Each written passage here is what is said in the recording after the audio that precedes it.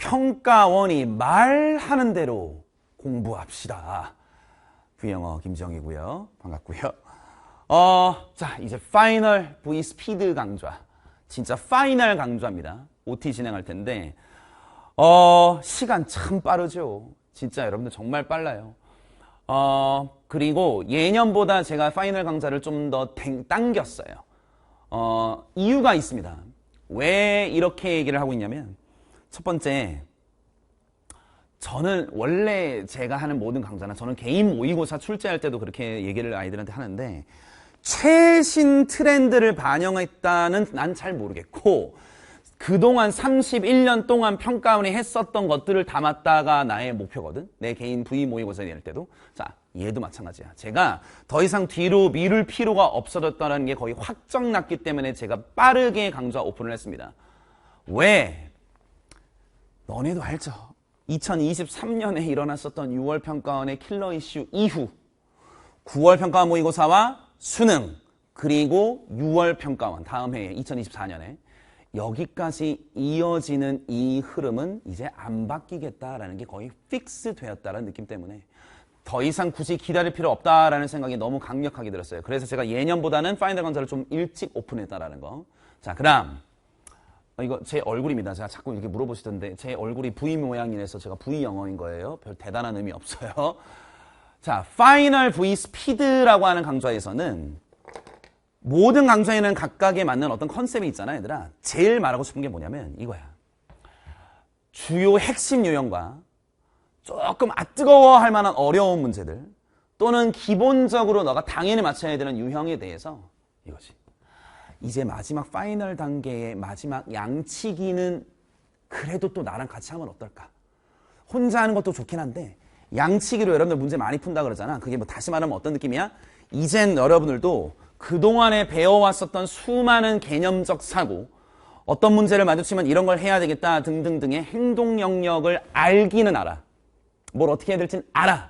근데 문제는 뭐냐면 실전에 들어갔을 때 자꾸만 이게 그때는 안 되고 시험 끝나면 되는 거 또는 해설 강의 보니까 또 그랬구나라는 사후적 후회감. 어디서 주로 많이 나온 경우들이 많아? 특히 영어는 여러분들 영어 공부 많이 안 하시잖아요. 상대적으로 많이 안 하시잖아요. 뭐가 부족해?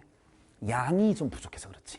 적용할 수 있는 수많은 문제들이 오면서 계속 똑같은 것들을 반복하게 만들면서 내 몸이 반응할 수 있게끔 만들어줘야 되는데 그게 안 되는 순간 문제가 생기잖아. 그래서 마지막 여러 문제를 엔제 형식으로 많이 풀 때도 그것도 저와 함께 했으면 좋겠다라고 해서 수능 직전까지 양적으로 확대를 하기 위한 전용 강좌라 보시면 됩니다. 근데 왜 이 강좌 이름이 스피드라고 했냐면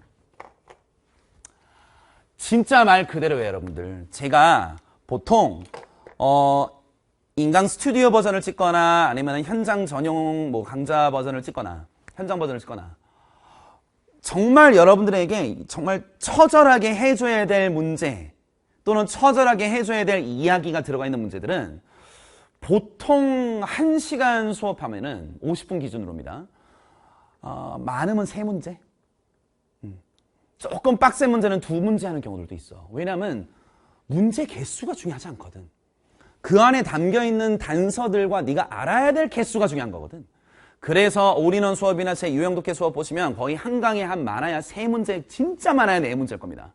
그러나 이젠 그게 어느 정도 되었다라는 가정으로 이제 우리 많이 풀어야 되잖아. 그래서 수업도 그렇고 설명도 그렇고 굉장히 컴팩트하게 진행을 해요.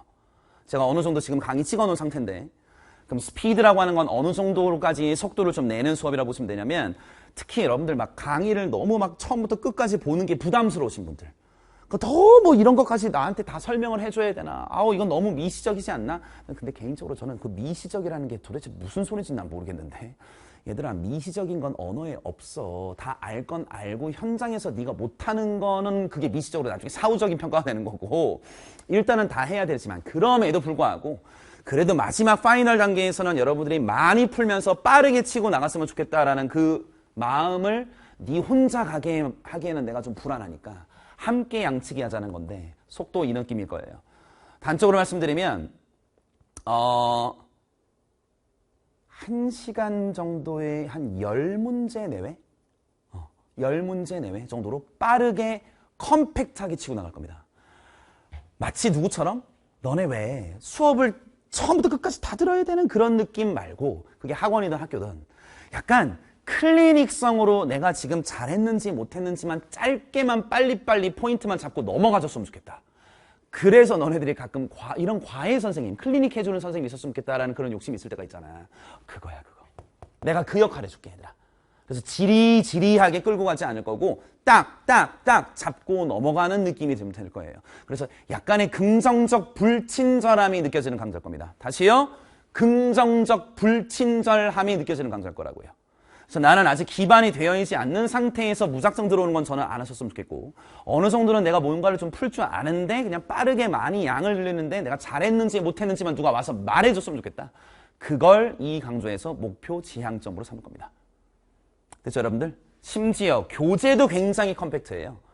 사실 제가 뭐로도 좀 애들 사이에는 그래도 이름이 알려져 있냐면, 제가 교재에 그렇게 많이 여러분들 긍정적 부담을 안겨주는 걸 별로 좋아하지 않는 사람 중에 하나인데, 저나 저희 실장의 모토가 그거예요. 항상 너무 아이들에게 이 교재의 금액적 부담으로는 힘들게 하지 말자. 교재만으로 내가 막 떵떵거리면서 할 수는 있지 않았으면 좋겠다. 뭐 너무 수강생이 많아지면 상관은 없지만 처음부터 그러지 않았으면 좋겠다는 게 그리고 저의 실장님의 모토인데, 교재 받아보시면은요, 다다다다다다다 문제들이 나열되어 있을 거예요. 잡스러운 거 다 뺐습니다. 왜? 스피드 강좌니까 강좌에 맞게끔 내가 빈 공란을 최소화시켰어. 그래서 많이 푸실 수 있게 하실 거고요. 받아보시면 두께가 제 평소의 강좌보다는 좀 더 두꺼울 거예요. 알겠지, 얘들아? 그래서 최대한 좀 효율적으로 교재도 구성했고 강의도 좀 속도가 좀 약간 있을 거다. 다만 중요한 유형에 대해서는 제가 그냥 넘어가지도 않잖아. 내가 내 성격 아시는 분들 있지 않나? 제가 얼렁뚱땅 넘어가는 거 되게 싫어해. 그래서 이건 좀 설명이 필요하겠다 싶은 것들, 특히 빈칸 이런 애들은 그래도 시간 투자했습니다. 알겠지, 얘들아? 괜찮아? 뭐 이렇게 순서 배열이나 이런 문제들은 그냥 포인트만 짝짝짝짝 짚고 넘어가는 것들은 막 한 교시에 막 10개 이상도 좀 가는 경우들이 있을 건데, 진짜 중요한 건 그렇지는 못하죠. 하지만 평소보단 빠를 거라는 거. 됐지? 자, 그런 컨셉으로 같이 마무리를 저랑 같이 양치기 하면서 진짜 1등급까지 갔으면 좋겠다라는 느낌으로 이제 구성한 강좌고, 뭐 목록은 다음과 같아요. 제 올인원부터 계속 해오셨던 분들, 제 모토 중에 하나가 뭐야? 앞으로만 걸어가지 말고 지난 너의 세월에 대한 책임을 지고 나가자 이거잖아. 그래서 파이널 교재의 모든 챕터명과 교재의 메인 타이틀은 지난 세월 책임지기입니다. 지난 세월 책임지기. 총 3가지의 파트로 들어가 있을 거예요. 첫 번째는요, 핵심 유형의 V기출, 기출문제로 들어가 있어요. 핵심 유형이라고 함은 빈칸, 순서, 삽입, 그리고 어휘 문제를 하나 더 추가했습니다. 30번짜리에 나오는 문제 있죠. 그렇게 4가지를, 여기 4가지, 여기 4가지를 난이도만 조절해서 집어넣었어요. 그래서 여기에서는 여러분들이 기본적으로 내가 가지고 있는 소양을 측정할 수 있을 정도의 중정도의 난이도, 또는 하도 있을 수 있습니다.